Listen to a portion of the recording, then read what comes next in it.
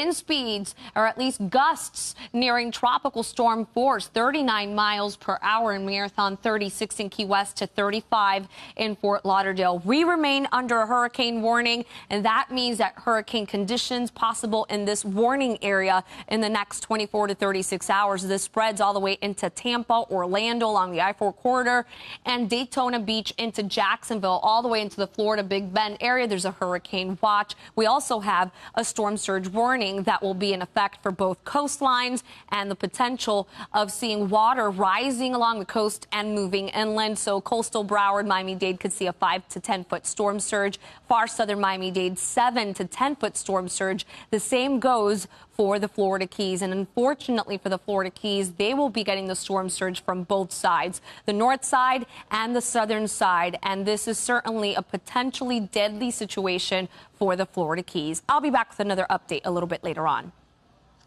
All right, Viv, and as we've been hearing throughout the morning and seeing our different crews, the conditions have begun to deteriorate all morning as those bands have started to come through. We're experiencing a lot of strong winds and power outages throughout Miami-Dade and Broward counties, of course, Monroe as well. But want to remind everyone in Miami-Dade and Broward that with those power outages come those street lights that get interrupted. So want to treat those as a four-way stop if you are still out. But the best advice is to get off the roadways there as we're seeing the time frame before noon.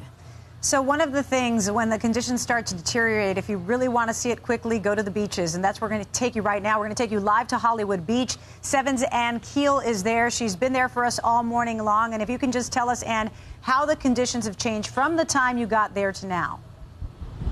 Well, these winds right now are sending a strong message. They have certainly increased over the last few hours. We have been here all morning long, and I know a lot of you want to see what's happening out here on the beach. Take a look. White caps at a distance, and these waves are coming in strong. You can actually see over the last few hours how the water has gotten closer and closer to us here on the Broadwalk. The palm trees showing the effects as well. And this is just the beginning. A lot of people are coming out here and saying they want a first-hand look. Obviously, keep in mind, this is just the beginning of what we are going to expect. They did promise they would be heading home, which is a good sign. You will see a few people just strolling around for that first-hand account. The good news, some of these businesses out here, some of these condos and apartments have taken precautions. Like, take a look right here. They have boarded up. They have their shutters. They are ready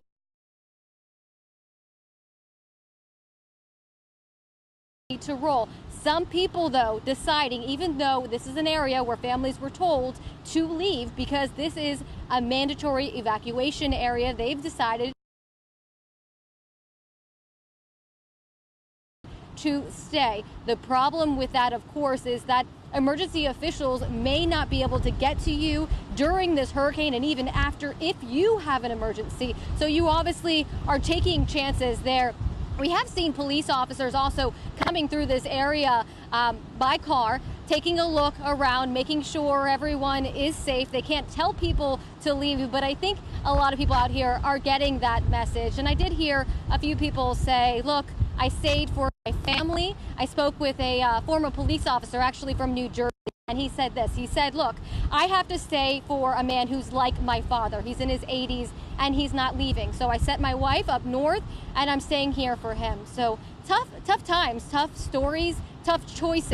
But many of us know at this hour, the best place you can be is inside, away from this water, away from the coastal area, away from this wind. Of course, we will continue to keep you updated. Reporting live in Hollywood Beach, Ann Keel, Today in Florida. And part of the reason why we're starting to see those conditions deteriorate as quickly as they are, as Vivian has mentioned, because we're on the dirty side of that storm, it draws in moisture. All that tornadic activity that we could possibly experience is due to that. And want to take you from Miami-Dade County now further north to Deerfield Beach, and that's where we find 7's Lorena Estrada live, where those conditions have really taken a turn for the windy. Lorena?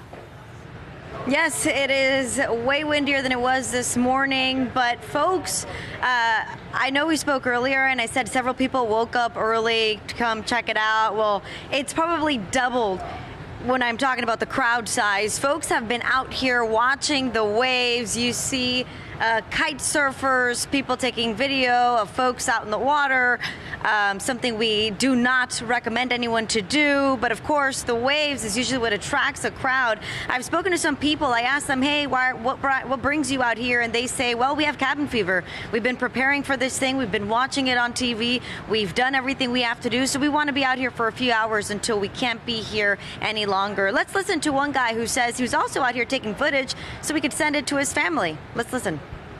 Yeah, I'm taking some footage for Facebook and Instagram.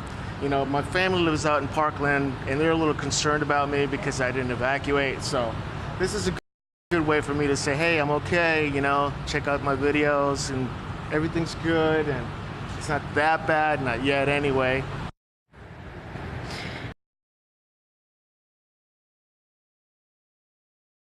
You're live in Deerfield Beach. We are right by the popular pier here, which is the Deerfield Beach Fishing Pier. And you know, this pier was damaged last year by Hurricane Matthew. We didn't get a direct hit, but we certainly felt the effects. And that was something that locals said they weren't too happy about. So we can only imagine what will happen now with this hurricane, or at least the effects, which is a much greater, stronger storm here. And I know I was reporting earlier about Palm Beach County. Deerfield Beach is just south of the county. It's almost at the county line, although it is in Broward County. But I can tell you, Palm Beach County Sheriff's Office, they had already implemented a 3 o'clock curfew.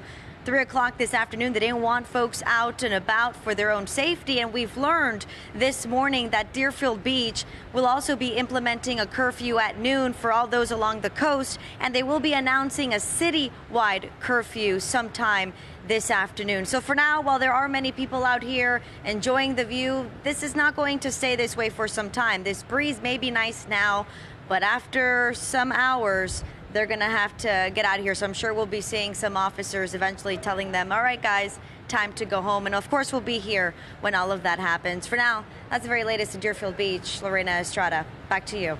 All right, Lorena, as we look at those pictures from Deerfield Beach and all across South Florida, where our crews are stationed all the way down into the Keys, we're seeing that all of South Florida is experiencing some sort of the effects here as these outer bands move through. We spoke to the officials earlier and, of course, heard from the governor at a news conference, and he made sure to stress once again that storm surge for areas of southwest Florida, a major concern, saying that 6 to 12 feet above ground level is probable, and telling everyone really across the state that noontime is the time to shut it down and stay indoors. You know, we've been talking a lot about protecting our property, protecting our family, protecting our pets. We love our pets here in South Florida, but you know what's really interesting is to see how people just care about the animals in general. One of the things that they did in Monroe County, which I found, you know, you have to have a big heart to kind of go out there and do this.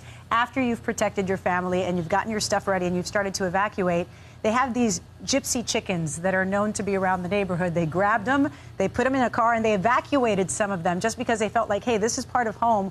We're going to keep them safe, too. You know, we talked about the animals that were flown from Fort Lauderdale to California. About 150 pets went there. We're talking about dogs, cats that were flown there to stay safe. Just people looking out for everything and everyone that they care about, and it's kind of nice to see. It really is, and as so many of you are hunkered down right now watching with your families, hopefully you still have power right now, as we are seeing some power outages through Miami-Dade and Broward counties. I know that at my house right now, my family is there with a few extra dogs and cats, as well as a lot more family members than we're used to, and that has been the best part of all this, that South Florida has pulled together to make sure that everyone is safe. And as you look at our live shots all across the area, and of course our reporters are out there weathering the elements to make sure to get the information out. For the most part, it is so nice to see that people have been heeding the evacuation orders even up to now, as the governor is saying, if you are in those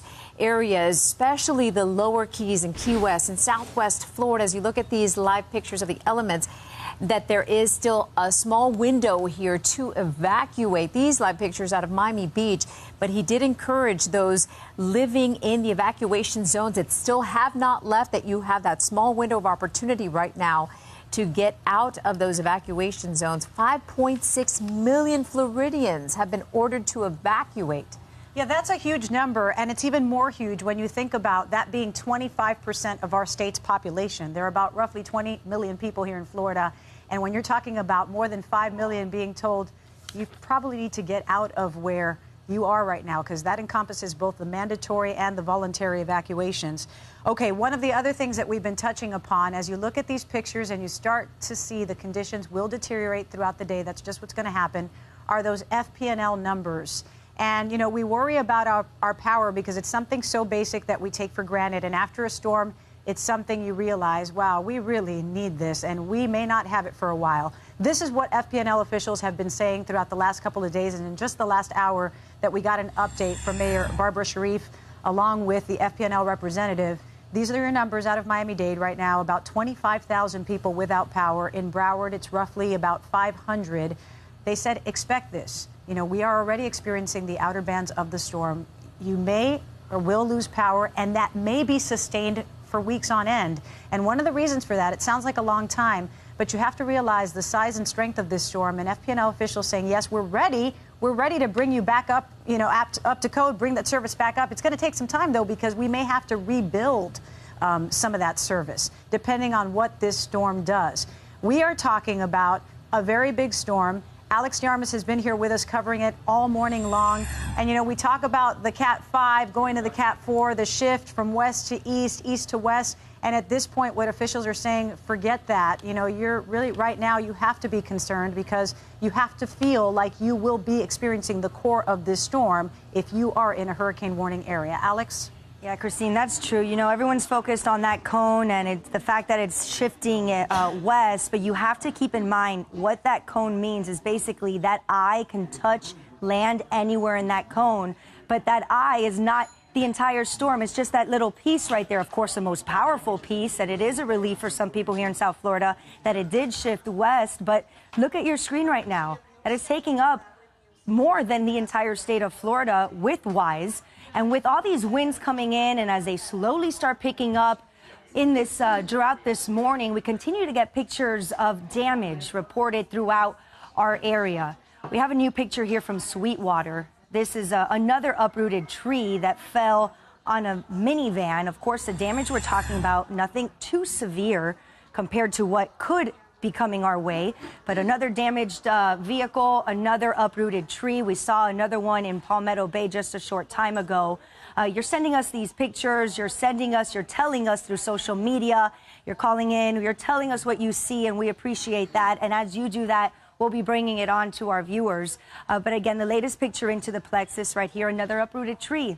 So continue to expect these conditions throughout the area. At this point, only some of South Florida is experiencing some tropical storm wind gusts. Just the gusts right now. Keep it here. That's the latest from the news desk. I'm Alex Yarmus. Christine and Diana. All right. All right, Alex, thank you. Let's go right to Florida City now. Katrina Bush is there for us. And, of course, those people who left Monroe County, first stop after that, Florida City. Katrina, are you there with us? Yeah, that's right. Well, and there's some good news for Florida City this morning as things have kind of slowed down. So we do not have any rain right now and the winds have let up a little bit. But man, just a few hours ago before the sun came up and a little into when the sun was up, we had some really heavy rains and heavy wind out here.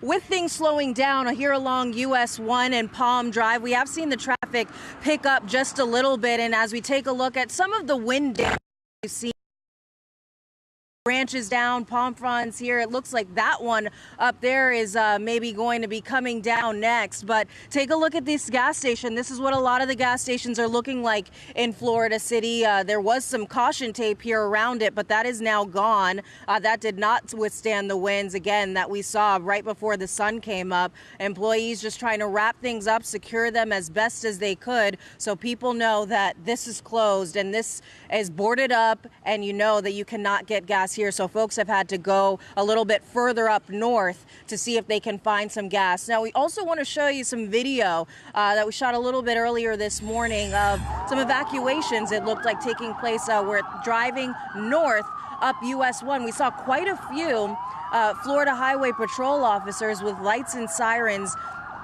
escorting school buses up for folks leaving Monroe County. So we're not sure exactly where everyone was coming from, but perhaps taking those people there to shelters in Miami-Dade County. As we have heard, the forecast is not looking good for Monroe County this morning. We also had a chance to talk to a man who changed his plan once he saw that changed forecast this morning. So he stopped here with his sister looking for gas. We had to tell them where else they might be able to find it. But he said, again, they were thinking about riding out the storm and the Keys.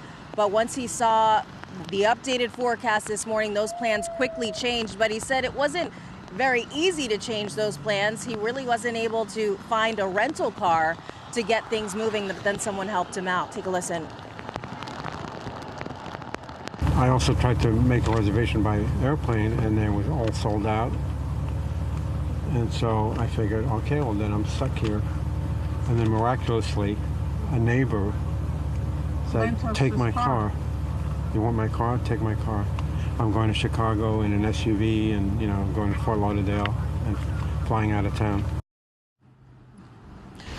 So they also told us that there are some neighbors of theirs in their neighborhood who have never left the Keys, no matter what kind of event that they've had here. But the forecast and how Hurricane Irma is approaching Florida had even them leaving. So Nicholas, who you just heard from, and his sister are on their way right now to New York. And so we know they are just a couple of many people who have already and are still making their way and trying to get out of Hurricane Irma's path. For now, that is the latest live from Florida City. Katrina Bush, 7 News. All right, Katrina. And of course, here in South Florida, as we await what is to come and already feeling the effects of Irma making its way towards us, we know that we've been seeing and showing you the images of Cuba overnight making landfall in Santa Clara. Yeah, it was a deadly storm in the Caribbean, already claiming almost 24 lives, and it really was battering Cuba. Let's take a look at what happened there and some of the images that we're getting now from Patrick Oppmann in Caivari in Cuba. Yes, hi, good morning, and it still continues to be very, very windy here. These gusts come through and just about knock you over. So while Irma is heading away from Cuba, heading towards South Florida, it continues to be a menace to this part of Cuba. We are seeing the waters recede. They had gotten quite high, almost to the second story where we are of this house.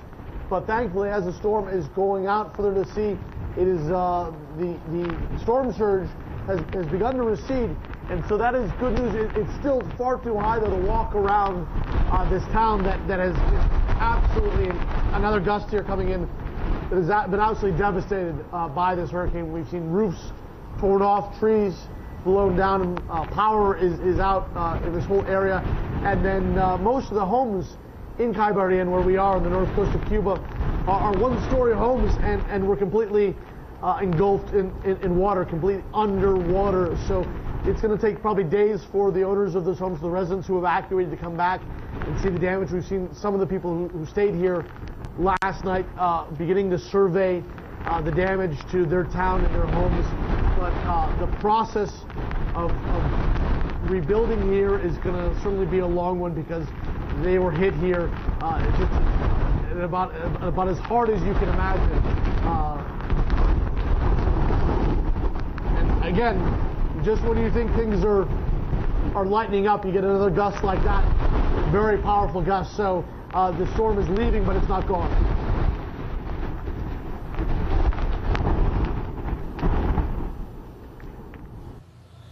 And that was Patrick Oppmann reporting for us out of Caivari in Cuba.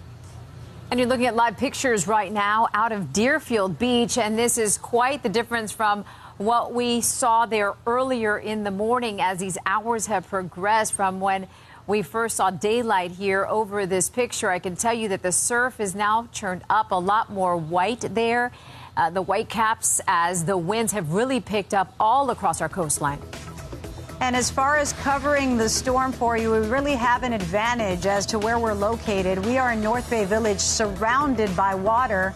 And so the live look that you're getting right now outside our studios, this is North Bay Village. You can see the skies are gray. It's been raining on and off all morning long, and the conditions are only going to get worse throughout the morning. We'll be right back.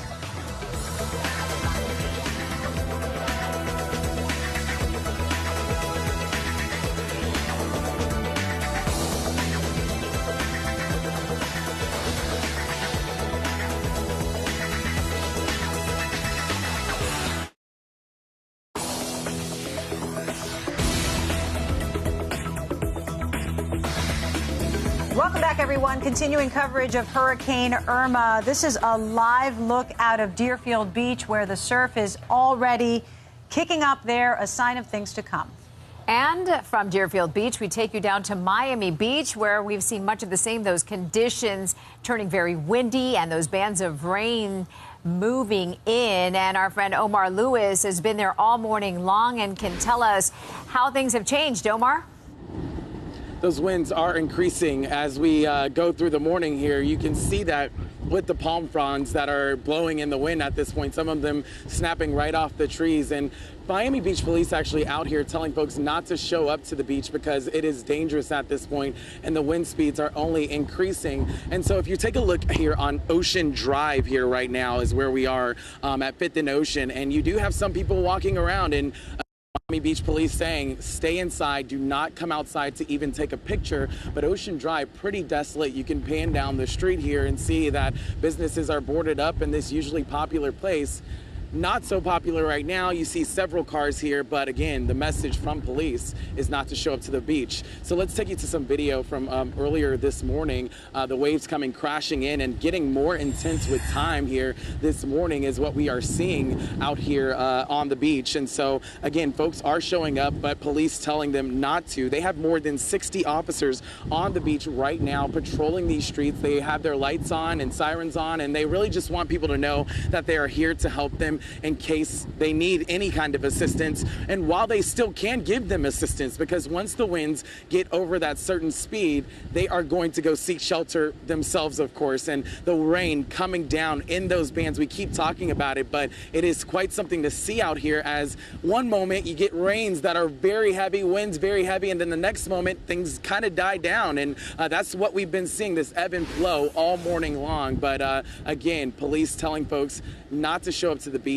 And we want to take you, if we can, to some we talked to a Red Cross official earlier this morning. I'm not sure if we can bring that up, but that official telling us that they are out here trying to help folks to survive this storm. If you were contemplating finding a shelter, if you didn't have anywhere else to go and wanted to make that last-minute decision, their message was, we are here to help and we will find some place to get you there. We will have that interview for you coming up in a little bit, but that was their message from the Red Cross. And again, back out here live, you can see the winds coming by, rain every now and then. But again, people should start staying at home. Bunkering down is the message, again, from police. This morning, we're live on Miami Beach. Omar Lewis, today in Florida. All right, Omar, and as we've been bringing you our live coverage throughout the morning, it's very interesting to see the shots change from when we first came in overnight, then daylight, and now seeing how the conditions have really turned. Yeah, one of the things also that I do want to mention that Governor Rick Scott talked about was just basically the whole fuel issue concern. Right now at this point, that concern should be dwindling because you really should not be out on the road. If you have not gassed up at this point, he said at this point it's just becoming too dangerous to get those trucks in. However, he did assure the residents of Florida that once the storm passes, fuel trucks will be escorted by police to get to the stations. And as you're looking live at these conditions outside, remember another key point here is that once conditions become too dangerous, and for them, that's 45-mile-per-hour winds, they simply will not respond. They cannot put their personnel at risk for that. So that's why they're telling you, stay safe, because at a certain point, you really are taking your life into your own hands. And look at these live pictures. While the conditions really are changing out there, and they're changing quickly. And, of course, we've been talking about the power outages that come with these strong winds. Some 25,000 people in Miami-Dade County without power, about 500 in Broward. And you can imagine that it's very difficult for crews, to go out into even these kinds of winds to restore power. So now let's get the latest on those numbers. Once again, 25,015 people in Miami-Dade County still without power. And in Broward, that number 508. Let's get the latest on the storm now and what we can expect in the coming hours from 7 meteorologist Vivian Gonzalez. Viv? That's right, Ladies, and conditions are expected to continue to worsen throughout the day. So hopefully you've already finalized all your preparations and you stay put in your location. We're going to ride this storm together, and it's a Cat 4, 130-mile-per-hour winds as of the 8 o'clock intermediate advisory. In about half an hour or so, we're going to get the new complete advisory from the National Hurricane Center, and it's moving to the west at 12, located 225 miles to the west, south of Miami, Florida. Now, here's the latest satellite picture, because it's been interacting with the northern coast of Cuba. So we've seen some weakening. You don't see that eye as visible as it was in the last 12 hours because it's being impacted by Cuba as we speak, but it's still holding its integrity, a Category 4 system. And despite this interaction, the Hurricane Center feels that it will re-intensify as it makes its way into the Florida Straits tonight and approaches the lower and middle Florida Keys,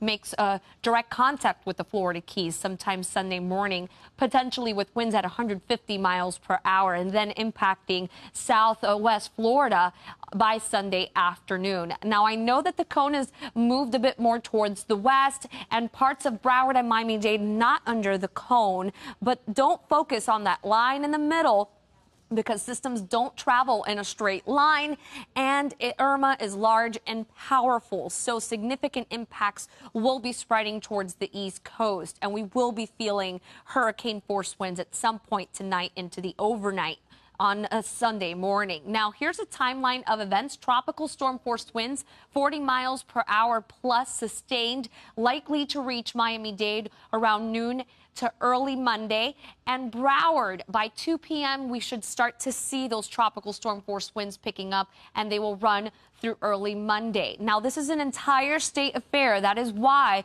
these type of conditions are set to linger for quite some time, and around Saturday afternoon into early Monday, parts of South Florida will be experiencing hurricane force winds, and Broward County too. The outer feeder bands continue to impact the region and will be capable of producing severe type storms, spinning up some tornadoes, some very strong gusty winds. Right now, Cutler Bay heads up a batch of rain showers located around Key Biscayne Bay will start to move in your area in the next couple of minutes, but heavy rain already spreading into Key Largo, lighter in Tavernier, more moderate into the middle Florida Keys, and light and steady between Big Coppic Key and Key West along the Overseas Highway.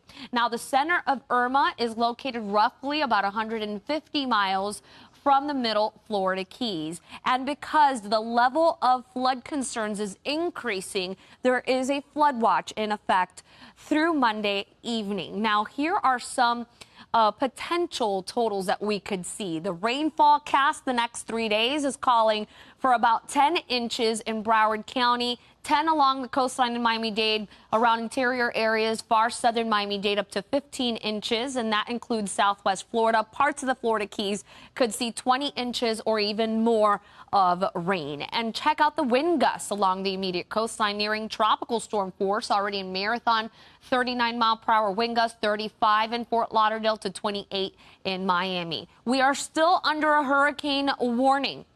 And that means that your plans need to be done by now, and you need to ride out the storm wherever you are located. Hurricane conditions possible in the warning area in the next 24 to 36 hours, stretching into Tampa, Orlando, Daytona, into Jacksonville, parts of Georgia, Big Bend area, Florida, under a hurricane watch. We are also under a storm surge warning for both coastlines, including the Florida Keys. And what this means is that the danger for a dangerous storm surge, along with the tide, will cause the water levels to rise along the coast and push inland above ground level. And it gets enhanced during times of high tide. And for the Florida Keys, it's certainly a very serious and potentially deadly situation, since they get the storm surge from both sides, the north side and the southern side. I'll be back with another update in a few minutes. All right, Viv, and as we've been mentioning, and she just did right then, that threat of storm surge is a big concern. Also, those strong winds. Want to remind you again about an advisory that was affecting mainland Monroe and also parts of northwest Miami-Dade, and that included some very strong winds and possible funnel clouds. So that is the kind of condition that these areas all across South Florida are expecting to see, especially in the coming hours. Try to stay off the roads at this point, and if you are on the roads as we take you into some of our neighborhoods, we're going to take you into Miami Shores right now. We do want to remind you that if those traffic lights are out, you need to treat them as a four-way stop sign. So make sure you stop and just be very, very careful out there. 7's Jessica Hawley is live for us in Miami Shores with more. Hi, Jessica. And Christine, earlier we were bringing you reports from the sidewalk over here next to the seawall, but we can't do that anymore because if I did that, I would be soaked. But these huge waves, they are drawing a crowd. People are coming out here to take pictures and just get a good look at what's going on. This is along the bay on North Bayshore Drive at Northeast 96th Street. This is a mandatory evacuation zone, an area where there is a serious concern about storm surge. Still, people are coming out here wanting to take pictures.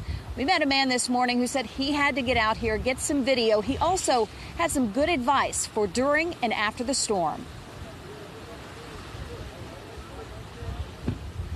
This is my first hurricane other than Matthew. Matthew wasn't really that bad, but this is my first one.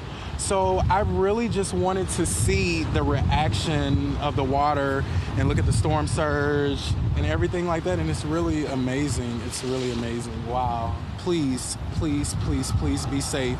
If you see water that you can't walk in, don't try to walk, don't try to drive. Just be safe and try to help anyone else that you see that possibly needs help. All right, the time for picture taking is just about over. Again, there is a crowd here. People have been looking at the waves. These are huge waves in the bay, and we have seen the water rise significantly with these waves crashing over the seawall onto the grass. Picture taking time, that window is closing. The governor wants everyone to head home, head to a safe place, and be off the road by noon. We're live in Miami Shores. Jessica Hawley, 7 News. And we are getting word of a fire right now in West Park. Let's find out what's going on here from 7's Alex Irma. She's left the news desk. Alex? Yeah, this house fire going on in West Park. I want to show you this video. This is what firefighters are dealing with. You can see a very active scene there. It's at 3500 Southwest 40th Avenue. You see those intense flames, the dark smoke. Firefighters not only having to put out this fire, but they're dealing with those strong winds that we have been showing you all morning long. Again, West Park, 3500 Southwest 40th Avenue. Not too sure if there was lightning in that area. Not too sure if people were inside. We are working to find out that information for you. And then, of course, you think about where will this family, where will these people go when the storm gets even closer to us here. But this is a scene out of West Park, very active, the flames, the smoke, and on top of all of that, the strong winds. That's the latest from the news desk. Christine, Diana? All right, Alex, thanks for that. Again, you are watching continuing coverage of Hurricane Irma right here on 7 with Christine Cruz and 7's Diana Diaz. And right now we're looking at conditions starting to deteriorate throughout our area. This is Miami Beach right now, and here's a live look. What we're starting to see, of course, are those outer bands, and as they affect us, you can see the white caps in the ocean. You can see palm trees starting to sway, and our reporters have told us, you know, since they've been on the scene early, very early this morning, middle of the night for most, about 1:30 to 2 a.m., they have just seen these conditions start to deteriorate quickly. And speaking of those conditions, you just saw that fire there. And a reminder for everyone to be very careful with what you have going on inside your house and propane safety. And as we look at these live pictures, and 7's Lorena Estrada joins us now from Deerfield Beach. Lorena, we've seen a lot of bad weather coming out of your area. Yes, a lot of wind, dark skies, no lightning, so that is a good news, and I'll tell you why that's good news, because there are so many people out here. I spoke to you not long ago, and I told you that the crowd had doubled. Well, just when you think you couldn't see more people are coming out here. Just take a look. Many of them, of course, their eyes on the water. Whenever you have a storm headed this way, the waves are huge, and it's quite the scene to see. I've talked to many people who tell me that they have been preparing for this storm. They've been indoors. You know, they've been stocking up on the water, the supplies they need. They've been putting all their patio furniture. They say it's been a lot of work this past week. So now, today, is a deadline, because by today we had encouraged and advised everybody, make sure you've done everything you need to do. So now what happens? Everyone's done, and many of the people I talked to say we want to come out here, you know, spend a little time outdoors, because they know that at some point they're going to have to go back inside. They'll probably be glued to the TV and comes this way. People look at the path and the direct line and everything, and it could be quite deceiving because I don't think a lot of folks realize how big this storm is. They're saying that the hurricane, hurricane winds stretch out 70 plus miles, which is Andrew didn't do that. This is a much larger storm than Andrew, and we should just all take the certain precautions and just be vigilant and just make sure all our ducks are in order and just hope for the best. Some good advice from someone who was out here enjoying a few hours and is now headed back home. Like many people, when you see this hurricane headed west, a lot of people think that they don't have much to worry about. But his advice was, we can be a little relieved, but you can't put your guard down. That is something officials have been advising. Speaking of officials, we have learned that Broward County has implemented a 4 o'clock curfew. I've been talking about curfew all morning long regarding Palm Beach County. The sheriff's office there implemented a curfew 3 o'clock. After 3 o'clock, they don't want anyone out on the roads. We know that Deerfield Beach as well will be implementing a noon curfew, and we learned that there would be a citywide curfew. So the bottom line is, look, there are going to be lots of curfews, but at some point, you're going to be out here watching the waves, enjoying the wind, looking to see what's happening, but you're going to have to go home. And I have to tell you, there are some people that did not evacuate. They say they do feel safe, but the important thing is at some point you have to be inside and just take this very, very seriously. We'll be out here monitoring the situation, as we will also be watching Vivian and all of you explaining to us what's happening while we continue to talk to folks out here. That's the very latest from Deerfield Beach. Lorena Estrada, Today in Florida. Lorena, before we let you go, I have a quick question, and it basically is regarding those curfews that you mentioned. If you're still there with us, earlier in the week, officials were urging everyone to get out and do everything they needed to do. Go out, get your gas, get your supplies. And now it's the opposite. It's already Saturday, and now they're basically saying, stay inside.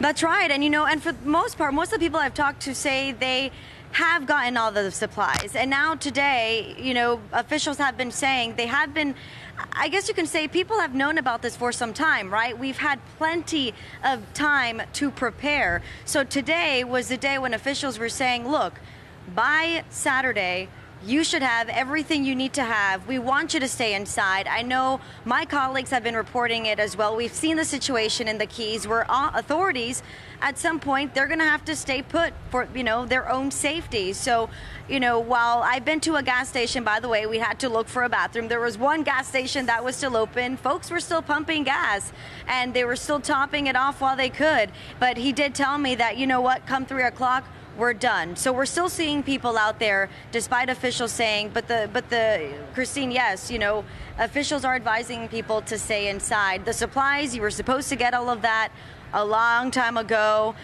Maybe because we've been out here all morning long, it feels like it's a lot later. It is 10:43, around 10:43. So the hope is that by noon, folks here in Deerfield Beach are going to start heading inside, because Christine, that is the curfew that we're told will be implemented here. Lorena Estrada, thank you so much for that live report. And that brings up a very good point, and the reminder for everyone as we look at these conditions outside right now about safety indoors, to secure those propane tanks and those gasoline canisters, all those that are outside, make sure that they're securely fastened. And indoors, we just saw a fire once again in West Park. No word on the official cause of that, but we want to make sure that everyone is now, as you're heading to stay indoors for quite some time, to make sure that you are safe inside, because you look at these conditions right now. In some areas, it's clear as these bans continue to come through, other areas are not. And the concern here is that these rescue crews and first responders may not be able to get to you once these conditions get worse. We're coming right back.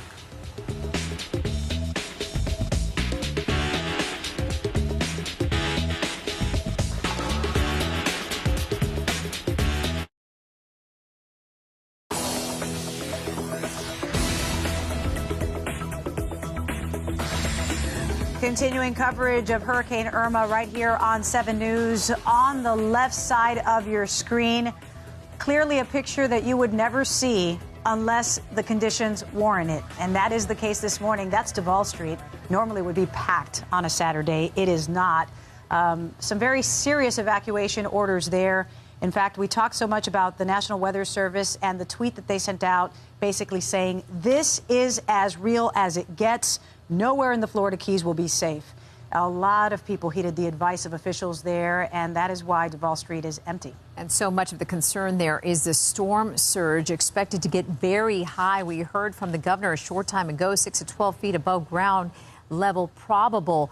And that is why officials were so adamant about those Keys residents getting out. As you see some of them on these final hours here looking around, and we've only before this couple of girls maybe seen one or two other people, and mostly police officers out making sure the streets are clear and encouraging folks like that who are out there just like they are here in Miami-Dade County, telling them that about noontime is when they should head back indoors as the conditions are expected to deteriorate even more. So let's bring you further north as we have crews stationed all over South Florida.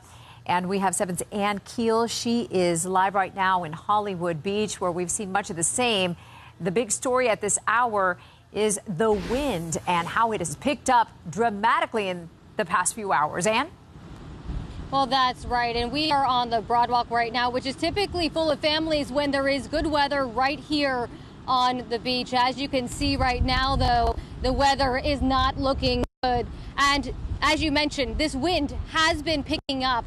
In the distance, you can actually see those white caps as well. You can see it far, far in the distance, and those waves are crashing along the shoreline. You can see people out here as well. They said they just want to take a few pictures and see this firsthand, and that they will be going home, which is a good sign. County officials, state officials, everyone has warned at this point that you shouldn't be out here. You should be with your family and friends in a safe place. This area is a mandatory evacuation. That means families should have already left. They should have secured their homes and left and found a safer place to stay. And those shelters, obviously, part of them. We'll continue to keep you updated. Reporting live in Hollywood Beach, Ann Keel, 7 News.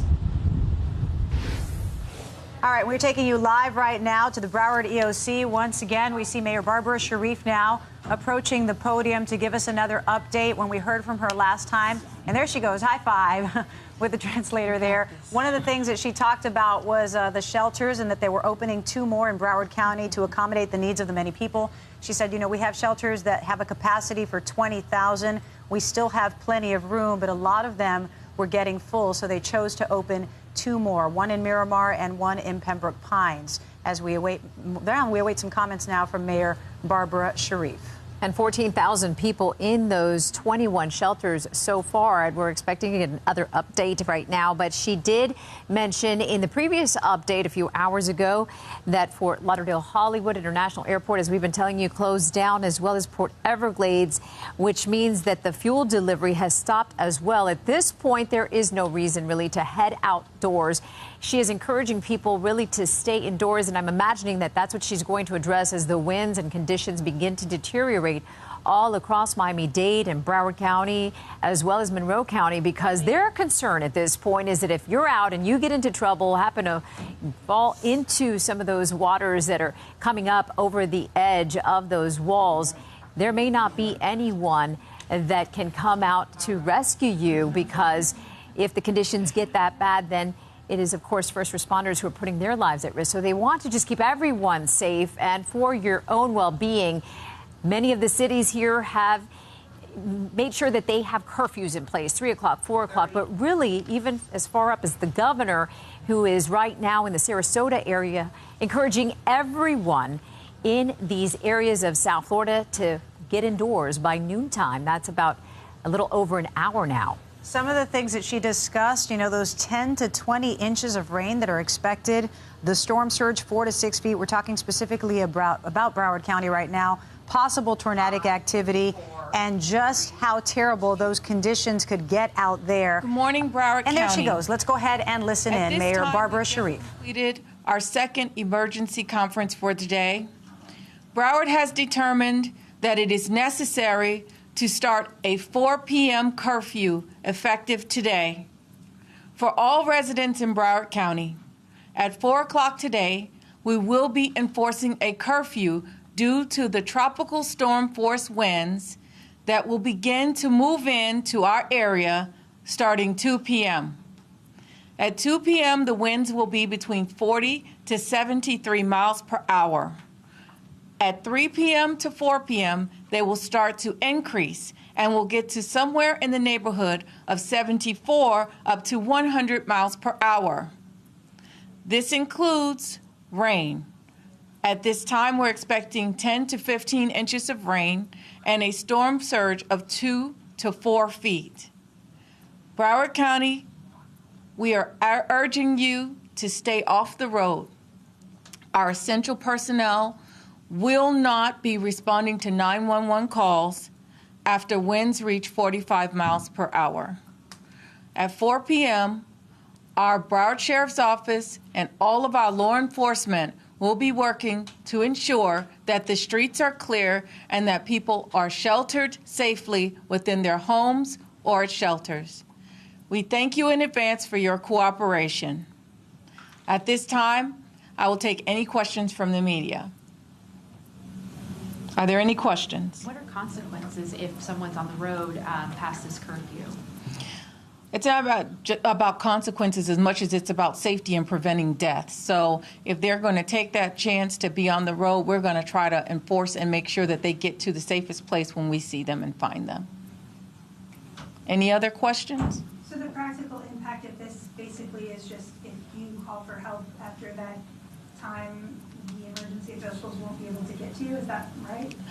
The practical impact of enforcing the curfew is because at the time that the curfew becomes in place, the tropical storm force winds that are deathly will be already started. And at that point, we're trying to save lives and we're trying to keep people from harm's way. And so 4 p.m. is the absolute time that this storm is going to start to really pick up. And we're asking people to abide by the curfew and stay off the streets.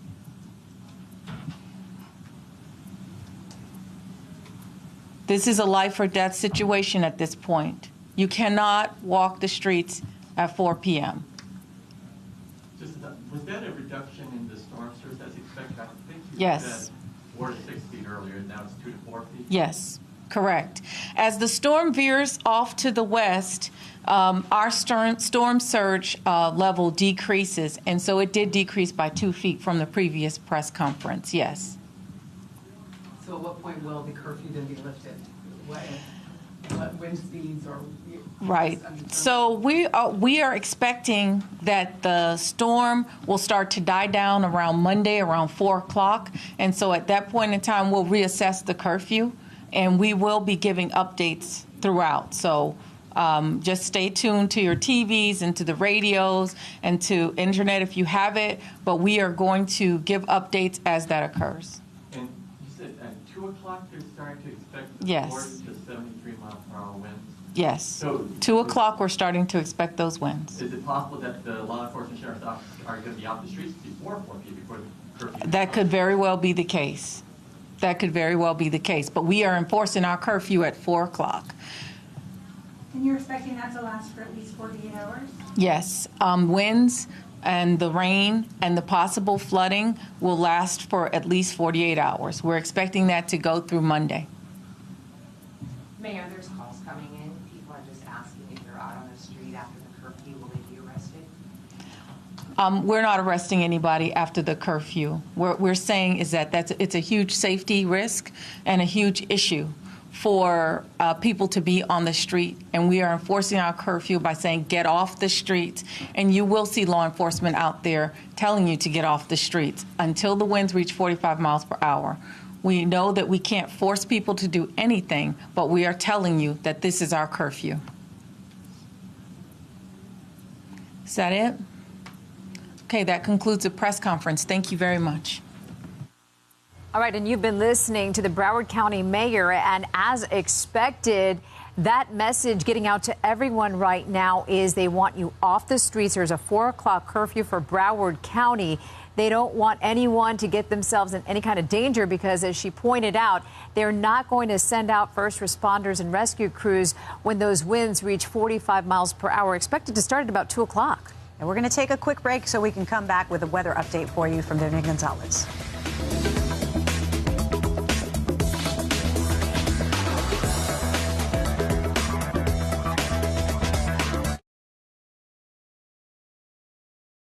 This is a special edition of 7 News, tracking Irma. Welcome back. Continuing coverage of Hurricane Irma as it inches closer to Florida. We have talked about the storm moving slightly west, and we've also talked about officials saying do not let your guard down for that reason. This is a very strong storm. It's certainly coming our way, and it is so wide, so big, and so strong that it is going to affect us one way or another. And 7's Vivian Gonzalez is live right now in the Weather Center with the very latest on this storm. And Viv, are there any changes? There are some changes with the 11 o'clock advisory. It's a Category 3 system. That interaction around the northern coast of Cuba is weakening Irma down to a Cat 3, 125 mile per hour winds. However, as it approaches South Florida, the Florida Keys, re-strengthening is expected around the Florida Straits, and it's moving a little bit slower to the west at 9 miles per hour, right down 175 miles to the south east of Key West, Florida. Here's the latest satellite picture. We've seen a considerable difference as far as its organization is concerned in the last couple of hours because the center, although the majority of it's still over the open waters, it's interacting with the terrain in Cuba, but it's still pounding the area with hurricane force winds and torrential downpours. We're also getting the outer feeder bands of the system. Now, as far as the advisory is concerned, here's a forecast cone just to show you that it is expected to make that northwestward turn eventually late in the day. And it's a Cat 4 system re-strengthening 130 mile per hour winds, and then it will make its way into the lower Florida Keys by Sunday morning, 140 mile per hour winds, and then approach the coastline of southwest Florida by Sunday afternoon. Yes, parts of Broward and Miami-Dade and the Keys not under the forecast cone, but the Hurricane Center and the National Weather Service don't want you to focus on the straight line in the middle because systems never travel in a straight line. Also, Irma is large and powerful, and significant impacts still expected to expand into the east coast of South Florida. This will also be a very serious situation for Tampa and Sarasota going into Monday morning, as a Cat 3 system could be in the area. So here's the timeline of events. Tropical storm force winds for Miami-Dade from noon to early Monday morning. Broward County, 2 p.m. to early Monday morning. Hurricane force winds will be possible for Miami-Dade starting this afternoon into early Monday. Broward County, Sunday morning to late Sunday. And Irma will be a statewide event, which is why we're going to get some long-lasting impacts from this system. And the outer feeder bands continue to move in, producing the potential of us seeing funnel clouds, spinning up tornadoes, and also some strong gusty winds. That's the very latest. Viv, I have a quick question for you, and it's just regarding those latest numbers in the advisory showing that it's moving now west at 9 miles per hour. It's slowed down a little bit, and I know you've been talking about how when it moves quicker, obviously, it doesn't sit over the state and dump that amount of rain. Is it a bigger concern now because it's slowed down a little bit that we might get more rain? Well, it's slowed down, so that means its arrival is going to be a little bit later. So as it moves into the Florida Straits, it will have the opportunity to re-strengthen. So it's a Cat 3. And it is forecast to move through the Florida Keys as a Cat 4, but it just does not matter what major system it is as far as numbers are concerned. 3, 4, 5 in status. It is a major storm that's capable of producing catastrophic impacts, especially for the Keys and parts of South Florida. All right, Viv, and very vital information right there as we've been listening to officials all across Miami-Dade, Broward, and throughout the state, even the governor, as we look at these live pictures of what the wind is doing right now all across South Florida.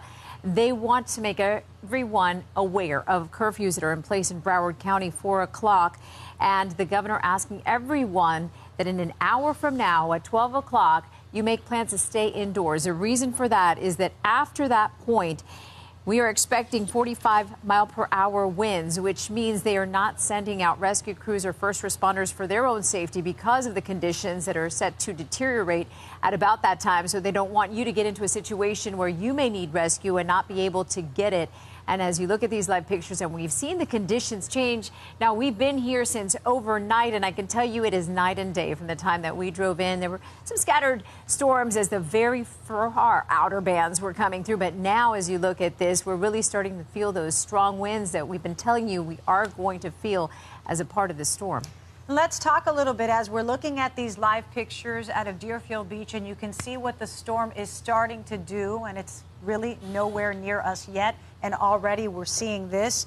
Let's talk about what Mayor Barbara Sharif was stressing for the residents of that county in Broward.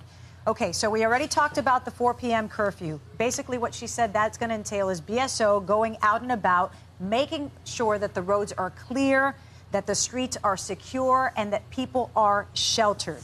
She also said this is a life or death situation. They want people to take this very, very seriously. You don't normally hear officials talking this way, and we've heard them from the National Weather Service to our county leaders, to our state leaders. They're all emphasizing this. Could be a deadly storm. She talked about the 2 to 4 feet storm surge. The reason why that dropped a little bit in Broward County is because as the storm treks west, they have less of a chance of getting that. And 10 to 15 inches of rain, that's a lot of rain. As far as that curfew is concerned and people wondering, well, how long will it be in effect? She said more than likely throughout the weekend. On Monday, they're going to reassess because by then, they hope the conditions will start to improve. All right, and just to give everyone an idea, so in case some of you are getting that false sense of security because of the track and it has shifted more westward, that does not mean it is time to take this any less serious. And the reason is, as we've been telling you, that 74-mile-per-hour sustained winds could be experienced in the next 24 hours. Okay, so the eye in and of itself is about 30 miles wide. Hurricane-force winds, 70 miles can be felt away from that center, 155 miles per hour. Now, tropical storm force winds can extend 195 miles away from the center, and we can start experiencing, this is what officials have been talking about, those 40-mile-per-hour winds, which makes it very dangerous for first responders to go out to any homes, anyone who decided to stay outside in these conditions. And, you know, it's surprising to some folks, as we've been seeing here on social media and those calling into the station, the power outages. This isn't even the brunt of what we're expecting, and already 25,000 people right now are in the dark without AC because of these strong winds. You can just imagine what may be to come here. So that is why they're encouraging everyone to stay put as crews go out there. They don't want to encounter problems with individuals getting themselves into trouble while they're trying to restore power for those who already need it. And listen, here's the other thing. We don't really have to imagine what's to come because we've already seen where it's been and what it's done. Although we're showing you these local pictures right now to show you what the conditions are in Miami Beach, in Deerfield Beach, this particular shot right now out of Miami Beach. We just saw the devastation in the Caribbean. We just saw pictures this morning out of Cuba where it was pounding Santa Clara, where it made landfall at roughly 11 o'clock last night. I don't know if we have those pictures to show right now, but it certainly looked really, really bad out there. It hit as a Cat 5 storm, and what we're looking at now is a Cat 3 system, as our experts have been telling us throughout the week. You know, when these systems interact with mountainous regions, they weaken. Then they go into the Florida Straits, and then they strengthen again. So even right now, if you're one of those people who really looks at the numbers and looks at the categories, which again is irrelevant at this point, because whether it's a Cat 3, Cat 4, or Cat 5, it's an extremely strong storm, and a big storm at that. Those 125-mile-per-hour winds that are being reported right now in that latest advisory will likely go up, as Vivian just mentioned. It's weakened a bit because of the topography of northern Cuba, and it's going to strengthen again into the Florida Straits. So it's likely that that category will continue to shift between 3 and 4. And already we're feeling those outer bands and the conditions here in South Florida. I want to take you to the Miami-Dade Emergency Operations Center where the mayor is there giving us an update. Some rumors about Miami-Dade County being in the clear and being safe from a hit from Hurricane Irma because we're no longer in the cone. Let me make this very clear. Miami-Dade County is still expecting to be impacted by Hurricane Irma. In fact, I've heard reports that we've already had some gusts that exceed hurricane force. We must remain vigilant. A very serious storm is coming our way and will be here through Sunday. As Hurricane Irma passes through the coast of Cuba as a Category 4 and makes it right now a Category 3 and makes its way to Florida today, the storm can still strengthen. Likelihood of a direct impact to our community is diminished and is less, but we're still going to be impacted by the storm. The storm surge threat still stands. And let me repeat that. The storm surge threat still stands. In fact, the threat from storm surge is something that we will continue to pay very close attention to, and it was a storm surge that actually is the one that triggered the evacuations. We're gathering our information directly from the subject matter experts from the National Weather Service. The weather will continue to deteriorate as the day goes on.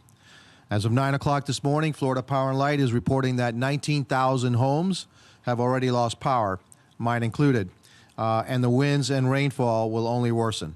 Hurricane Irma will continue to fluctuate in intensity as it moves towards us. We don't know exactly where landfall will be. Those of you who have already evacuated your homes and gone to shelters or the home of a family member or friend, please stay there. Do not attempt to go home today. If you absolutely do not need to leave your home, don't. No one should be on the streets today. Once again, we have opened 42 shelters and 1 special needs shelter. And as of this morning, 10 are at the capacity. We still have 32 with plenty of room for residents wanting to get to safety. Visit www.miamidade.gov/emergency to find a complete list of shelters and availability. We are continuing to work through the glitches. As of about an hour ago, we've taken in approximately 25,835 residents taking advantage of our shelters. That number is far below our capacity of 100,000 residents. This number is unprecedented in Miami-Dade County history. Miami-Dade County can no longer accept registrants to our special needs registry. If you have an emergency, call 911. Our priority remains to keep Miami-Dade County and our residents safe. For those heading to one of our shelters, please bring your supplies with you. We have cots, but the elderly will be given priority for those. So please take bedding, whether it's a sleeping bag or an air mattress, and a blanket, and personal items, and some food and water. And now for our county services. Miami-Dade Transit, Metrorail, Metro Mover, they're closed today. Metro Bus service, including pickup and drop-off of evacuation shelters, will continue to operate and will begin to cease operations 3 hours prior to the estimated arrival of sustained winds of 39 miles per hour sometime later this afternoon. Our neighborhood trash and recycling centers have closed since 7 o'clock last night and will remain closed today. Miami International Airport, our airport remains open, but flights have been canceled until at least Monday. And please remember that Miami International Airport is not a shelter. Please don't seek shelter at MIA. Port Miami, all commercial vessels, including cruise and cargo, have departed our port, and the port closed last night and remains closed today. I'd like to remind everyone that 911 is for emergencies only. Please call 311 for questions related to the storm or visit www.miamidade.gov. Our 311 call center is operating now at 24 hours a day. You may experience wait times, but please be patient and stay on the line, or again, visit our website, which may be able to answer your question in a much quicker fashion. I would like to once again thank our partners at Miami-Dade Public Schools and Superintendent Carvalho, the Miami-Dade Emergency Management Team, our police and fire rescue departments, the Red Cross, and all others that are doing a magnificent job here in Miami-Dade County. I also want to thank Senator Marco Rubio, Congressman Carlos Corbello, and all other elected officials, especially our commissioners, our chair, and Commissioner Moss and Diaz and Sosa, and all the others that have been here and have supported us, 100% of the time. These are all the updates that I have at this time. Thank you for your attention, and stay safe. I plan on briefing you at a later time, maybe later this afternoon or maybe tonight. Now for any, actually I will bring Senator Rubio up for English. Well, just to echo, first of all, let me just say, I said this earlier to one of the networks and one of the folks that are here. You never want to live through a storm, but if you have to be through a storm, there's no better community to be in than Dade and Broward County, Southeast Florida. These folks that are working here, all the people behind me here are the best in the world in getting ready, and we just thank them. We remember all our first responders have families, too. They also had to put up shutters. They also had to take care of their situation, and so we thank them for their service. Now, a couple things that happen around this time, and I think I'm speaking to you because everybody knows someone like this. Everyone becomes a sort of amateur meteorologist, right? They tell you see it on Facebook, oh, we're out of the cone. Number one, the people that establish that cone will be the first ones that tell you that cone is the cone about the center of the storm. That is not the storm and its impact. Number two, a tropical storm wind, which we are projected with great certainty to be impacted by, those are serious winds. That stuff blows off tiles, it knocks down trees. Don't be the guy that gets killed by the tree. All right, every year we have it, the guy that's standing around, the tree falls on their head. Don't be the guy or the gal that gets killed by the tree. Don't be the person. Number three, people, I'm going to take off into the street. Where are you going? Everything's closed. If you don't lose power, that's great. It's a great time to get at home, catch up on Games of Thrones, whatever it's called. I haven't watched it myself, but it's just if you're in the shelter, just ride it out at this point. Where are you going? And I think it's important for us to know that, because we just heard a report as we were walking out. I think the mayor heard it too. People taking down their shutters. Don't be the guy that gets killed by the shutters, taking them down.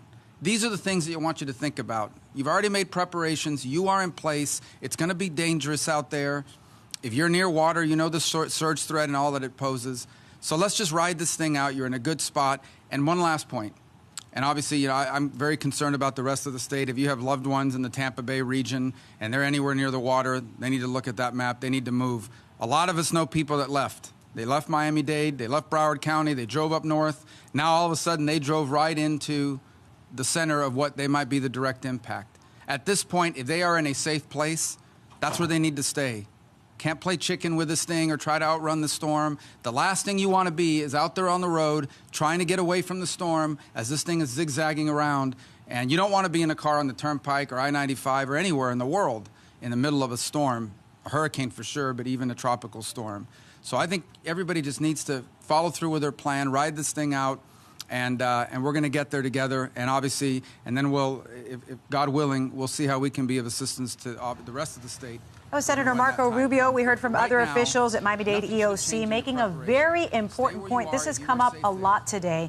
People who left our area, whether they left Miami-Dade County, Broward County, West Palm, and they headed up north, a lot of them asking, well, now should I go back? Since, technically we're out of the cone in the area. And they are saying absolutely not. Wherever you are right now, if you're in a safe place, that's where you need to ride out the storm. Not safe to be out on the roads right now. And so much misinformation, as he's been mentioning, on social media. And for a lot of folks, at least 20,000 in Miami-Dade and 500 in Broward who lost power, now relying on their phones for information. Be careful, as much as everyone's trying to help one another and get all that information out, to leave those specifics to the experts and perhaps share their exact wording. Because the worst thing that we can experience is that false sense of security for those people who, as the senator addressed, say we're out of the cone, so we're fine. That is not the case. As he mentioned once again, the cone is the center of the storm. That does not say what is going on around it. And those winds, as we've been seeing, is the reason that those trees have been knocked down, and we're seeing a lot of power lines down. So really, it's not a good idea for you to go out in these conditions. And let's take you now live to Florida City. That is where we find 7's Katrina Bush. Katrina, how are conditions looking out there? And I'm interested in knowing, are there a lot of people out there at this point, or is it pretty much a ghost town?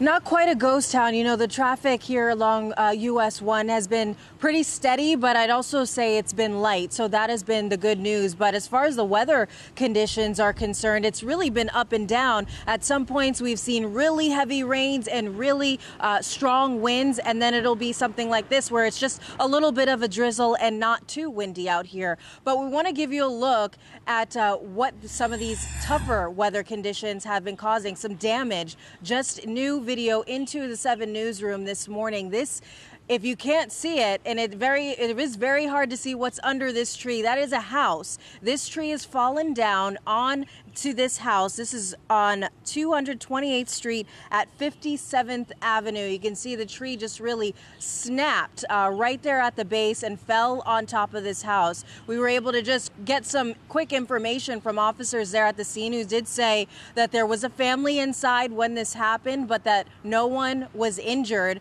That family has since left. They have taken off. Now, these are the kinds of conditions that are causing people to change their plans that they had at the beginning of the week, making new plans. So this is what the sheriff has decided. The Monroe County Sheriff moving 460 inmates from the main jail facility and on Stock Island. So we caught those buses. They found some school buses along with some other Department of Corrections buses to get hundreds of inmates out of Monroe County and get them to safety. Now that building is Category 5 rated, but the sheriff making that decision on Friday to move them and just not take any chances as we take a look at them kind of loading it and loading the inmates onto those buses and seeing what the process was like, because as you can imagine, making a decision like that, it's not an easy process. We're talking about 460 inmates that are now on their way. They have left Monroe County from this morning and were on their way to Palm Beach County. And a lot of people are making similar decisions. We talked to one man who was leaving the Florida Keys.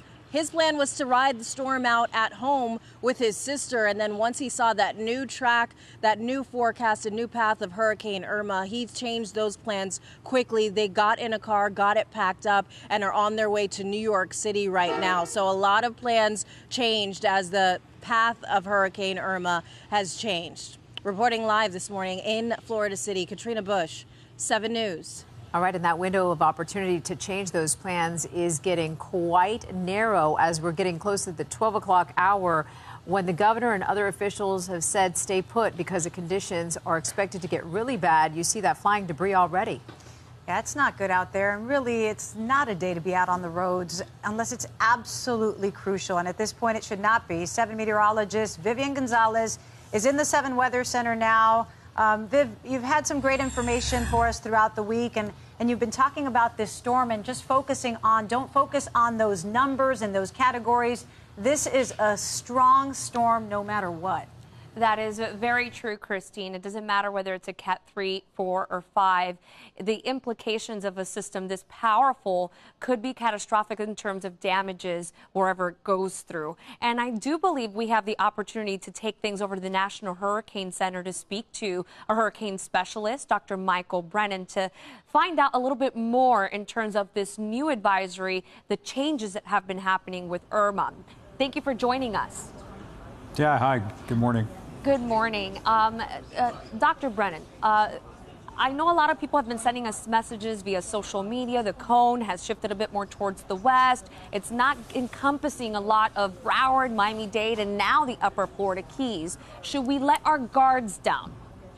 No, not at all. And in fact, we don't want to let our guard down right as the conditions in South Florida here are beginning to deteriorate.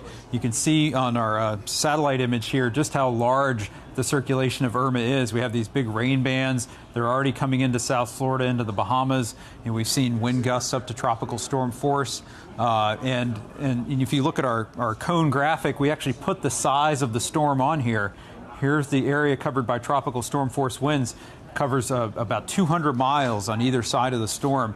So that's going to affect basically the entire Florida peninsula as the storm moves northward, and the hurricane force winds extend out about 70 miles away from the center. So here in the metro areas of southeast Florida, we're expecting several hours of sustained tropical storm force winds, wind gusts to hurricane force potentially for several hours, and it's still expecting to see some storm surge in the area from North Miami Beach down to Card Sound Bridge. We could still see 4 to 6 feet of storm surge inundation in those areas, especially these areas along the Biscayne Bay on the west side of the bay that are exceptionally sensitive to storm surge flooding. And is there any sign that it will continue to weaken maybe as it makes its way towards the Florida Keys in southwest Florida? Well, unfortunately, we're expecting the storm as it moves off the coast of Cuba to re-strengthen once it gets over these very warm waters in the Straits of Florida. And if it stays offshore a little longer as it moves up the west coast, then you could see the storm continue to intensify or at least hold its own all the way up until it makes landfall somewhere along the west coast of Florida during the day on Sunday or Sunday night. And this system is going to have long-lasting effects here in South Florida once it moves past Southwest Florida. So how long will we be experiencing those tropical storm force conditions, possibly hurricane force conditions? Well, the tropical storm force winds are going to hang on quite a ways into Sunday evening. And then even beyond that, because we're on the right side of the storm, the threat for heavy rainfall is going to persist even for a day or two after the storm moves by, because even when the storm's up here in North Florida, we're still going to be on the southeast side of the circulation, drawing that moist air in from the Caribbean and the Atlantic Ocean. It's going to continue to create these rain bands. So in South Florida and actually much of the Florida Peninsula, we could see 8 to 15 inches of rain and isolated amounts as high as 20 inches. Thank you so much for your time. In South Florida, we have some important information. I do believe we can take things over to the local storm tracking radar because there's a significant weather advisory for 50 to 60 mile per hour winds for northern Miami-Dade County until noon. And the primary impacts will be for gusty winds, again, 50 to 60 miles per hour that can easily down small tree limbs and branches and blow around unsecured small objects that may be in your backyard. And this is all related to Irma, the outer feeder bands impacting the area. And we have a cluster of very strong storms around Key Biscayne into Biscayne Bay and approaching right now Three Lakes and also Cutler Bay along US 1 and the Florida Turnpike, the hammocks as well. So very strong winds associated with this activity. It's a good time to stay put where you're at because conditions will continue to worsen throughout the day, and it's all because of Irma. I'll be back with a whole lot more in a little bit. All right, Viv, and once again, we want to remind everyone that as these conditions continue to deteriorate, and you heard there from the National Hurricane Center and our weather advisory, rather, to keep everyone healthy here and safe. 50 to 60 mile per hour winds. They don't want people out on the streets. Come 12 o'clock is when the governor asked everyone to go back inside their homes. And really, it's for that flying debris that really is also affecting power all across Miami-Dade and Broward counties. Some 20,000 people right now without power in Miami-Dade as a result, some 500 in Broward County. And the reality is that we had so much time to prepare for this storm. South Florida knew it was coming. South Florida knew it was a big storm. The days for preparation are over. Today is the day to be home with your family, ready to ride out the storm. Let's get to 7's Alex DeArmas at the news desk with more information for us. Alex? Christine and Diane, I want to talk about those strong winds that Viv was just mentioning. Southwest Miami-Dade already feeling those strong winds, and we have a number of pictures that I want to show you. This one right here is of an awning that is part of it attached to the roof there of this home in Southwest Miami-Dade, and you can see those poles there. They were once in the ground. You can see the wind tore it apart. This in particular is just west of Chrome Avenue and 174th Street. The next picture I want to show you, also Southwest Miami-Dade, is around 137th Avenue and 18th Street. Not this one, but the next one. If we can show the next one, because that was just a still of the awning. If we can show the next photo, this one, there it is. Southwest Miami-Dade, a wall. You see that wall towards the bottom of your screen there? That just fell down early this morning. This, again, around 137th Avenue and 18th Street. Our next picture I want to show you, this one near Southwest 137th Avenue and 30th Street, a leaning power line. You can see that there into the trees. Dangerous situation here. If those are active power lines, you're talking about a dangerous situation for people who live in that area. So keep this in mind. Earlier this morning, I told you about a house fire that happened in West Park. This is video from the scene. This is a situation that firefighters had to deal with in West Park about maybe 2 hours ago or so. Now, on top of these large flames and that thick smoke, firefighters had to deal with the winds that I'm talking about. These heavy winds making this battle even more challenging. This fire happening at 3500 Southwest 40th Avenue. Broward Sheriff Fire Rescue on the scene, and we are getting an update this morning. This video right here is of those poor people who live in this home.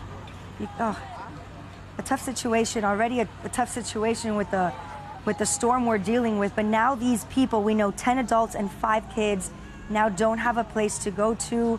A heartbreaking situation for them. We are also hearing that Red Cross officials are on the way to them to at least help them and hopefully take them to a safe place so that they can be at during this storm.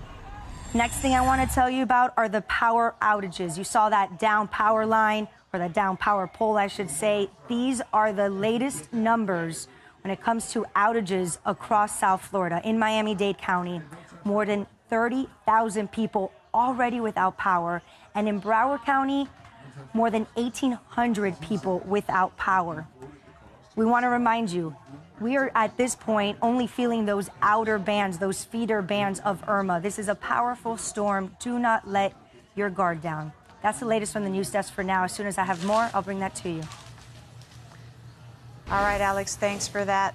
Live pictures right now, Deerfield Beach. It seems like every time we go to this shot, it's easier to understand why these curfews are being implemented throughout the state of Florida. The conditions simply starting to deteriorate as expected. Let's send things over to meteorologist Vivian Gonzalez, who just had an update from the National Hurricane Center on what we're set to be experiencing very soon. Viv? That's right, ladies. In South Florida, thank you so much for joining us. The latest as of 11 o'clock, winds are at 125 miles per hour. It is a Cat 3, moving a little slower to the west at 9 miles per hour and located 175 miles to the southeast of Key West, Florida. Eventually, it's going to make that turn very soon to the northwest, but its interaction with the northern coast of Cuba has weakened Irma a bit. But the center, at least the majority of it, still over the open waters, and their thinking is that it will re-intensify as it makes its way into the Florida Straits. Now, here's the official track from the Hurricane Center. Yes, it's shifted a bit more towards the west, but it will gain Category 4 status Saturday in the evening tonight. 130-mile-per-hour winds move through the Florida Keys sometime Sunday morning and then eventually impact southwest Florida. Yes, a good portion of Broward and Miami-Dade, Upper Keys not in the forecast cone, but these systems just never travel in a straight line. They just jog all over the place. Wherever this forecast cone is located, that's where it could be.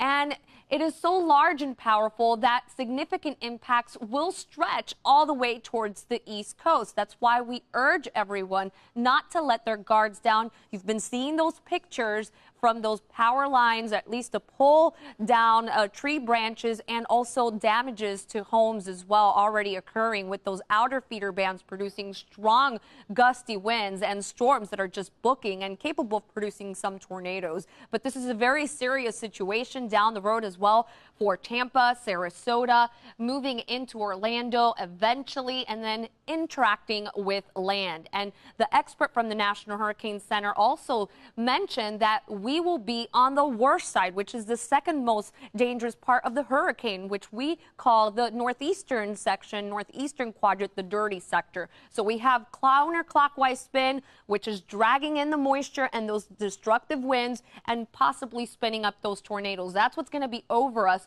throughout today and even tomorrow as the system approaches Florida. Now, this is a timeline of events. Tropical storm force winds, 39 miles per hour higher sustained, likely to start sustained at noon here in Miami-Dade into early Monday. Broward, 2 p.m. to early Monday. Hurricane force winds likely late this afternoon into early Monday for Dade, Broward County, Sunday morning into late Sunday. So we're certainly going to be feeling Irma. And already this morning, the feeder bands impacting the area. We have a significant weather advisory for parts of Miami-Dade. Check out the storms. They're just booking right now. Very strong, and lots of lightning right now being recorded on the radar, especially especially in Key Biscayne. We have one spotty downpour in Pembroke Pines into A1A at this time, but heavy, steady rain falling in Cutler Bay, stretching into Chrome Avenue with plenty of lightning. And around the Florida Keys, it's been consistent over here, especially in Tavernier and Isla Mirada, including Layton along the Overseas Highway. We move on over to the lower Florida Keys. We've been seeing a break here and there, but heavy rain impacting Cudjoe Key and Big Pine Key as we speak. The center of the storm is already being detected by the Key West radar, and it's located about 140 miles away from the middle Florida Keys, and soon it will start to make that northwestward turn. But flooding concerns will be there throughout the next couple of days, which is why there's a flood watch that will remain in effect until Monday evening. 10 to 15 inches in parts, isolated amounts of up to 20. The Florida Keys could see isolated amounts of up to 25 until then. And here is that rainfall cast just to show you the actual numbers. Broward County about 10 inches, 15 in inland Miami-Dade, and up to 20 inches around parts of the Florida Keys. We have advisories in effect, and those gusts are already picking up, especially in Key West up to 40. I'll be back with another update in a few minutes. And Viv, before we let you go, I want to follow up on some information that came out of that conversation that you had with the National Hurricane Center. Now, they made sure to stress, because some people may be letting their guard down because of that path. And this is what he said. He said something to stress to people about the importance of staying put, about those 200-mile-per-hour winds that we could be experiencing on either side, the 200 miles, I should say, on either side of the eye. They could be experiencing those tropical storm force gusts as well as that storm surge. He specified Biscayne Bay, and we've been seeing there in our live shots people actually going out to the edge of the bay. You just don't want to put you or your loved ones in harm's way. Conditions will continue to worsen throughout today as Irma approaches the Florida Keys and mainland South Florida. We definitely want to stress to the public that this is a serious and potentially deadly situation across sections of South Florida. So we need to pay attention, and right now just finalize your preparations, stay put where you're at, and we will weather the storm together. And Viv, and just seeing your reaction to these last pictures that we showed of just that destruction that we're seeing just now, just some damage. I think we have this in our minds. We have to think of these monstrous numbers, 150, 160. You don't need that. Emergency personnel does not respond after 45-mile-per-hour winds. That's barely a tropical storm. It's a tropical storm at 39. And I think what you've been urging our residents is, like, do not think that you need these monstrous winds to do damage. If you're out on the road in just tropical storm force winds, think about throughout the years how many storms we've all covered, and just standing out there in those winds, they are powerful winds. It's definitely very dangerous, and you want to stay at home, safe, wherever your safe location is throughout the storm. Take a look at the radar. These outer feeder bands, despite the fact that this system is located just off the northern coast of Cuba, we're already feeling it. These storms are booking 50 to 60 miles per hour and capable of spinning up tornadoes. Severe weather at any moment, quick moving. Flood concerns as well present across the area, and this is just moving in our direction into the upper Florida Keys, over parts of Miami-Dade County. Broward County has been pretty good for now, just more spotty activity, but it's been quite heavy and strong around parts of Miami-Dade. And these type of storms, quick moving with those winds, could continue to bring down small tree limbs and branches and also do quite a bit of damage to your home. So again, not wise to be out there. Conditions will continue to go downhill, and you don't want to put you or your loved ones in harm's way. And Viv, and that is what officials in all the counties have been reiterating. Thank you so much for that update, because they don't want people out on the highways. As we've seen, there's already been a fire in West Park. No word on the official cause there, but it's very difficult for crews to get out to those real emergencies without creating others out in these conditions. And now let's go to South Miami-Dade. 7's Andrew Scheinthal is there to tell us what he's seen while he's been there. And what's it looking like in that area right now, Andrew? Well, it's very quiet. Every once in a while you have a car come through because not everyone has left the area. But you can see when you look at Dixie Highway here, it is very, very quiet. There is not a lot of traffic. You do see some stuff in the street. Now, right now, we're experiencing wind around 3 to 4 miles per hour. Nothing too severe, but you can see there's already some palm fronds and debris in the street. That's because as these feeder bands come through, they're packing a punch. So I want to show you what it looked like when we headed down this way. We shot some video earlier. And in that video, you can see what the conditions are like when these bands come through. So out of nowhere, we're driving on the turnpike, and then all of a sudden, you just hit this wall of rain and high wind, and that's when you experience some of those very dangerous conditions, and it comes and goes. So it kind of teases with you a little bit, plays with you, because you think to yourself, conditions are you know, like just a normal cloudy day, but then all of a sudden, you're hit with something like this. There is no warning, and that is why it's so important to stay inside. The time to prepare is done. Now is the time to stay at home, be with your family, and just wait this out. Everyone did everything, hopefully everyone did everything that they needed to do in order to protect themselves from this storm. And even if we're not going to get a direct impact from the eye, we're still going to have some very severe gusts of wind and severe conditions. So again, you can see out here, it looks like just a normal cloudy day. But this is just the very beginning of what's going to be a very long time as we experience Irma come through the area. So we'll stay out here for you guys and let you know what it's like until it gets to a point where we feel like we need to get inside, and then we'll be going up to a shelter later today as we hunker down through Irma to make sure we're also safe. All right, thank you, Andrew. Let's go now to a news conference. FPNL officials are briefing us on conditions. A lot of people already concerned about outages. Let's go ahead and listen in. The track firms up, those resources will become more available. Now, as Irma's track continues to evolve, we are adjusting our crews and moving them in position where we need to make sure that we are best positioned to respond. And I'd like to show you a couple of graphics to give you a sense for what we're doing. Now, as we've seen with the storm shifting west, we had crews based in Lake City, Florida in the north. We are moving those crews east toward Daytona Beach and toward the Treasure Coast along the east coast. We've also moved crews to Orlando, and we are moving those folks all the way down into the Tri-County area and other parts so that we are best prepared to respond to what will be a restoration effort on the East Coast.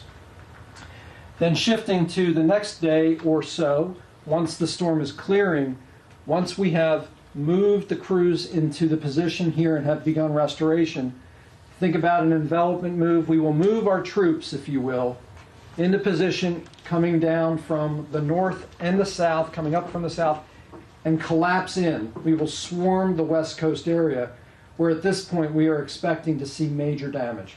So as you can see, we're trying to best position our crews so that they can get out and restore power as quickly and as safely as possible. Now, based on the current forecast path, the intensity in our historical modeling, we are expecting upwards of 3.4 million customers still to be impacted by this storm and could be without power from Irma. And keep in mind, a customer is a meter, so obviously that number will be more than just 3.4 million people.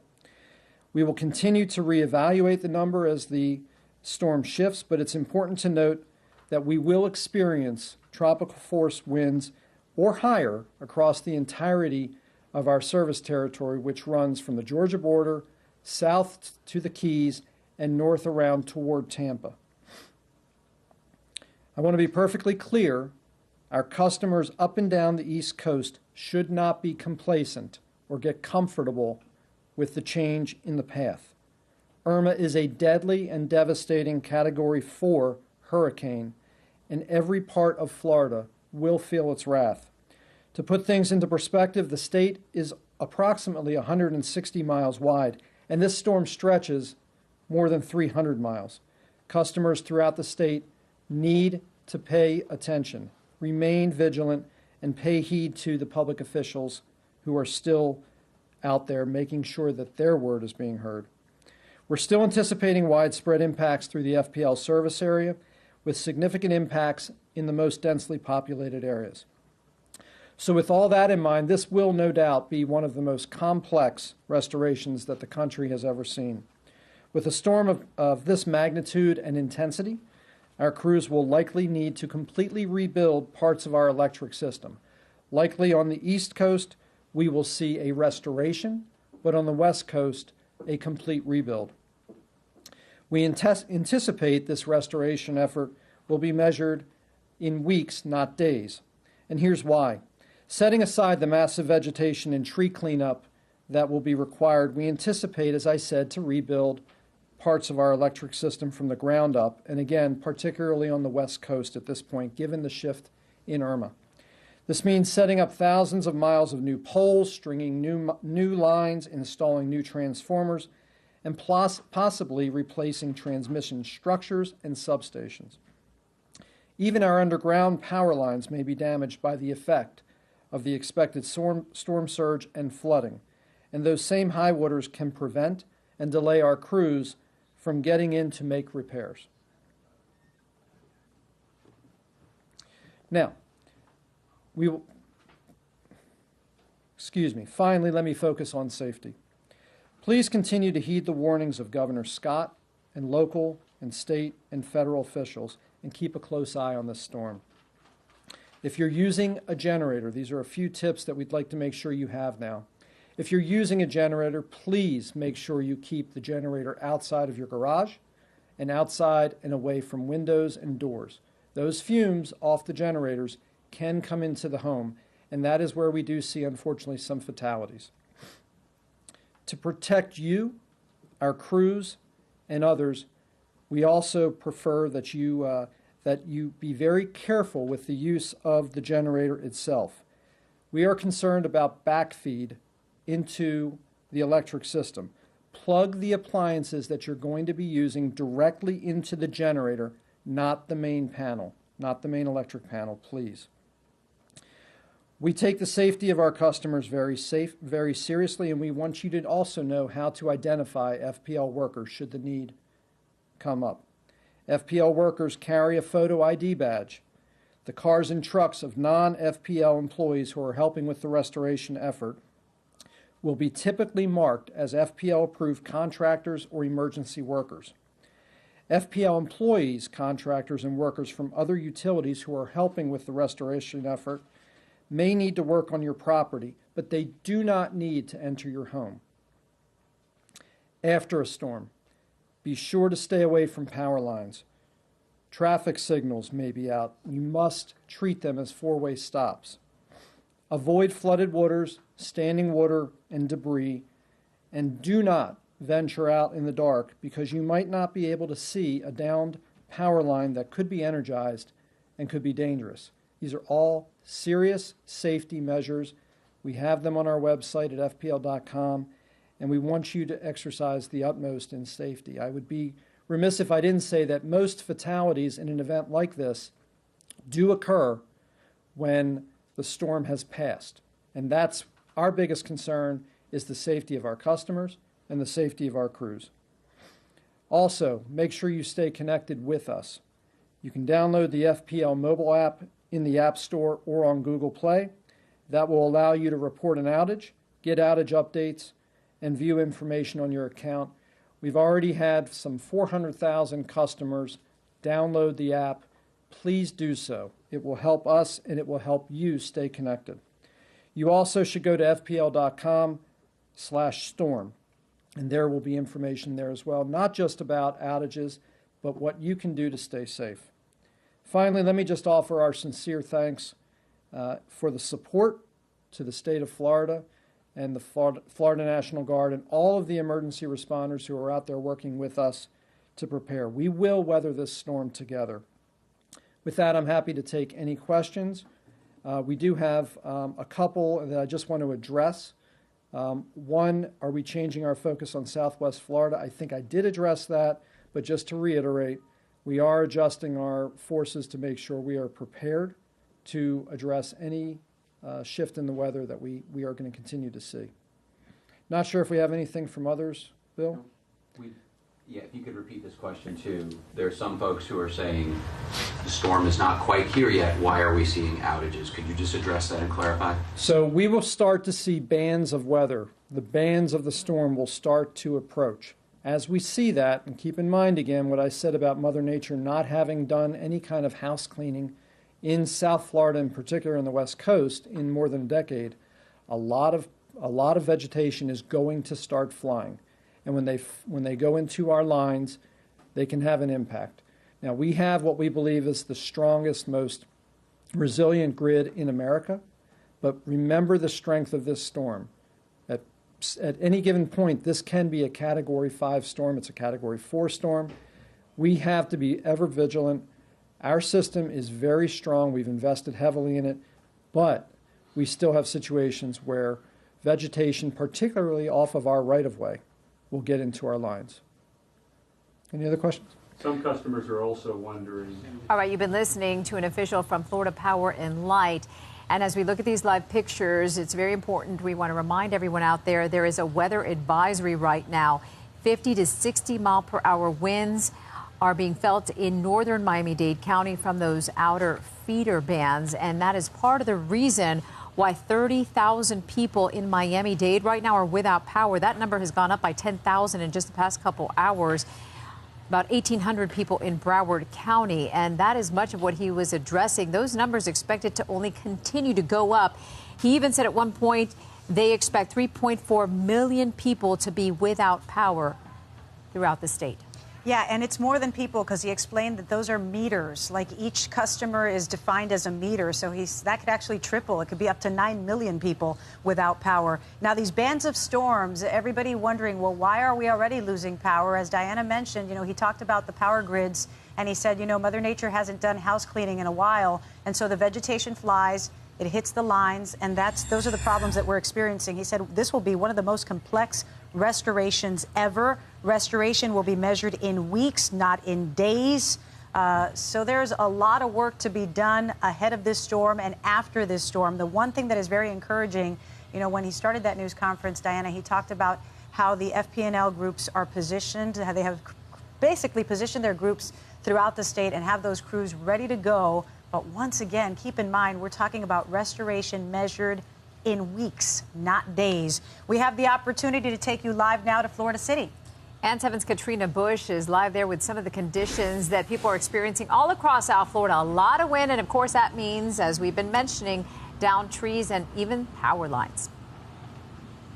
Yeah, that's right. As we're keeping an eye on things in Florida City, things have been up and down in our location with those winds and rains coming in and out. But we want to show you some new video into the newsroom from Florida City. And this is going to show you just how strong these feeder bands are of Hurricane Irma. You see the whipping winds and how heavy the rain can be. And so that's when it's just really unexpected, because it comes in so quickly and the rain is so heavy, the wind is so strong. But in those moments, that's when you see those downed tree branches, and you could see some other damage in the area. And so we want to take you now to Kendall. Take a look at this picture. This is what these heavy winds and rain has been causing, some of the damage that we are seeing already. This downed tree, we'll let you know where that is. It's Southwest 85th Street and 132nd Avenue. And we're seeing some of the same things here back in Florida City along US 1 and Palm Drive. A few downed trees, a few down branches and palm fronds, but nothing too major right here. But we're going to continue to keep an eye, as you said, across South Florida and give you any new video, new updates of the conditions as they continue to come into our newsroom. For now, that's the latest live from Florida City. Katrina Bush, 7 News. And we have some pictures to share with you now out of Southwest Miami-Dade. Some damage there already. 7's Alex Irma is live at the news desk with more on that. Alex? Yeah, good morning, everyone. The damage right here, Southwest Miami-Dade at 188th Terrace and 125th Avenue. So we met a viewer here, our crew there, or actually this is cell phone video that she sent to us, and she walks us through her neighborhood. And if you take a look around, a good amount of damage. We're talking about downed trees, which we have been showing you, but then we see damaged fences. We do know that right here, police, Miami-Dade police, are on the scene. She must have called them. There's a better view right there. Ripped trees, uprooted trees, a mailbox slightly slanted, the fence there in a different distance. There are the officers I mentioned. Again, this is Miami-Dade, 188th Terrace and 125th Avenue. Damage video of property damage and trees uprooted continue to come in. When we have something else, we'll bring that to you. Live from the news desk, I'm Alex T. Armis, 7 News. All right, Alex. And that scene playing out all across South Florida right now with those whipping winds continuing to come in from those outer bands. Want to remind everyone right now of a weather advisory of strong gusts from those feeder bands experienced right now in northern Miami-Dade County. Earlier, we saw it also in other parts of Monroe County and Miami-Dade as well. And we're talking about a storm that is still a very strong storm, Hurricane Irma right now, packing winds of 125 miles per hour.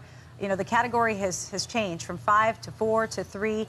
And at this point, the experts suggesting that means very little because, remember, it interacted with northern Cuba. So the topography there calls for the weakening of the system because of some mountainous regions. Then it hits the Florida Straits, and it's expected to strengthen once again. And as we go to a break here, want to give you some pictures all across South Florida of what we're experiencing. These pictures out of Deerfield Beach, and you see the surf really stirred up from the time we came in here overnight until now. It is night and day. We're coming right back.